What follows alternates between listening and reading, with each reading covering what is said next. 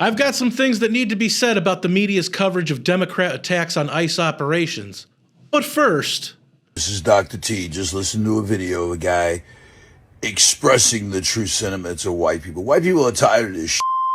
White people are tired of hearing racism, oppression. Oh God, they're racist against me. White people are tired of hearing black people's excuses of why they can't graduate high school, why they can't raise their kids. Black kids running all over the city, no parents. I know why, because the parents let them do this shit. I've worked with black parents for decades. They won't work with you. They won't cooperate. Their lives are going down the tubes, and I can't get black parents to do anything, especially black mothers. Hey everybody, your resident man in black is back again for a new edition of the best kept secret in the conservative movement right here on MRC-TV. I'm Nick Kangadis. I'd just like to give a little credit to the awesome Mark Dice clip from the top of the video, but I have something else I want to bring to everyone's attention. The media's coverage of the attacks on ICE operations by elected Democrats and their continued placation of criminals, particularly those who are in the country illegally.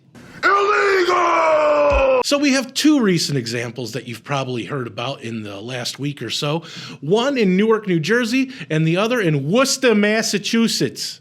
How about Dorchester? Packed it. Foxborough. Packed it. The Garden? Packed it. Saugus? Packed it. Swampscott? Revere? The Harbor? No, Worcester. Anyway, in Newark, Mayor Ras Baraka was arrested. Let me go. No, not that Baraka. The mayor was arrested, as said in an X post by U.S. Attorney for the District of New Jersey, Alina Habba, because he, quote, committed trespass and ignored multiple warnings from Homeland Security investigations to remove himself from the ICE detention center, unquote. And of course, Habba used the typical leftist talking point while they were trying to prevent Donald Trump from running for re-election. No one is above the law.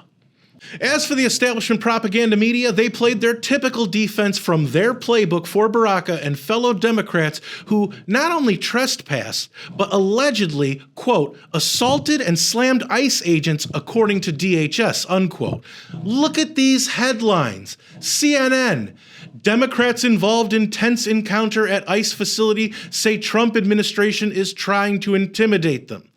The Guardian, Trump officials created confrontation that led to arrest of Newark mayor. The New York Times, 3 lawmakers involved in Newark protest could be arrested, DHS says. NBC News, DHS spokesperson threatens arrests of House Democrats who were at New Jersey ICE facility. You see, none of that gave people an indication that Democrats involved in the situation were not only verbally confrontational, but physically as well. None of those headlines let anyone know that it was the Democrats who brought the alleged fight to ICE officials and the facility. It was all, oh, look what the evil Trump administration might do to the Democrats fighting for these harmless migrants. And of course, the New York Times called it a protest, even though the confrontation allegedly became physical. I've covered dozens of protests, and whenever it becomes physical, it ceases to be a protest. Period. Do you understand the words that are coming out of my mouth? Now let's move on to Worcester, shall we?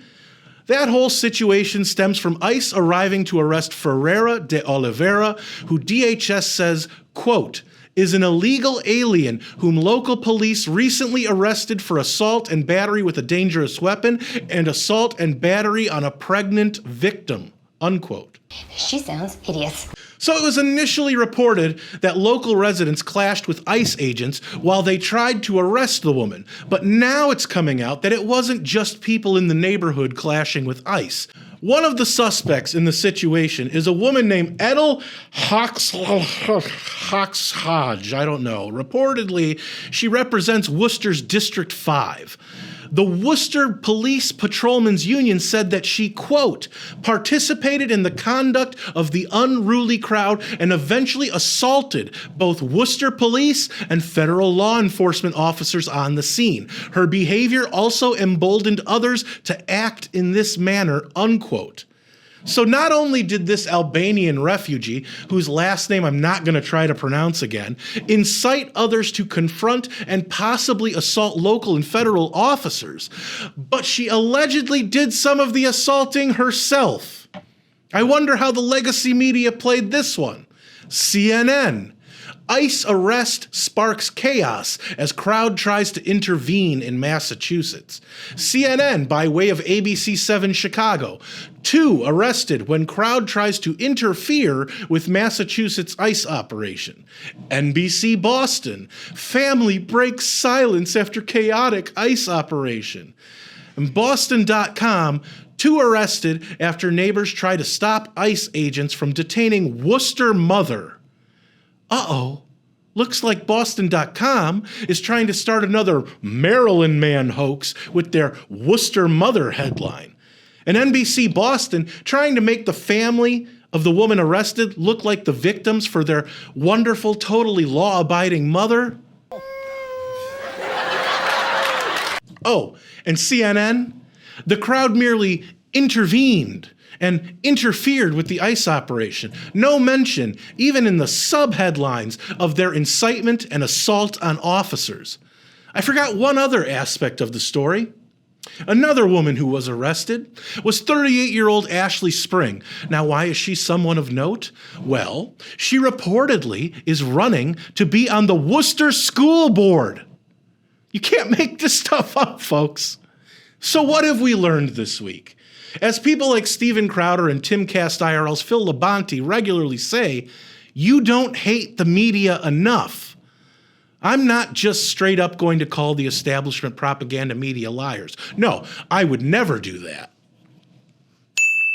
I'll just say that they're living up to the name I've given them by providing their usual brand of media disinformation. And you don't have to like it. It's simply the truth. So, will the social media powers that be hate my video as much as they usually do and play defense for a legacy media that provides them with ad dollars?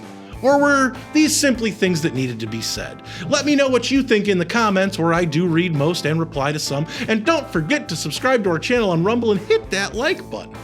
If you like this video, don't forget to share, comment, and give it a thumbs up. Those are the best ways to help these videos reach more people, and it's the best way to let us know you want us to keep these videos coming.